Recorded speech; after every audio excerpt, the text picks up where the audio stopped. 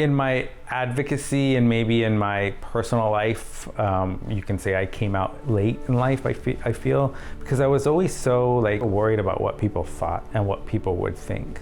People are gonna think what they want every day, all day long.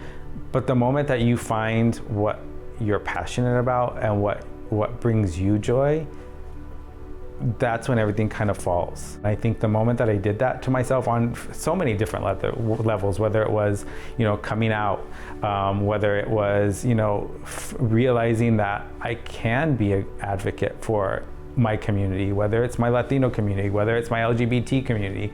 During my time in the LGBT community, I have worked with an organization called the Imperial Court of Arizona. I was elected in May of 2020, 2 months after we shut down.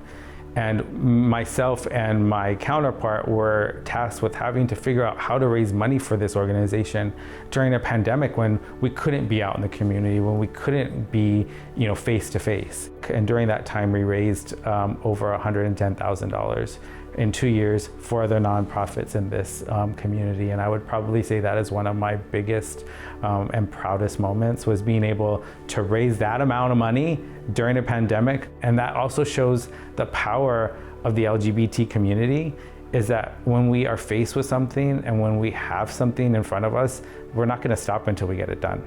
And I think that's also really shows a lot about the Latino community. Being Latino, we were told, oh no, you can't do that because you're Latino, or no, you can't do that because you're brown.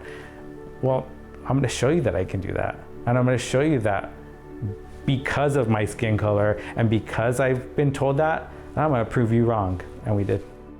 The one thing that my mom always told us was that you can do anything that you set your mind to. And she taught my sister and I that if you have a passion, if you have a dream, you go for it. Whatever your dreams is, mijo and mija, please go for it, because nobody's gonna stop you but you. To be Latino in Arizona means you have to care for your community. You have to lay a foundation for the people coming after you, but you also have to celebrate the people that came before you.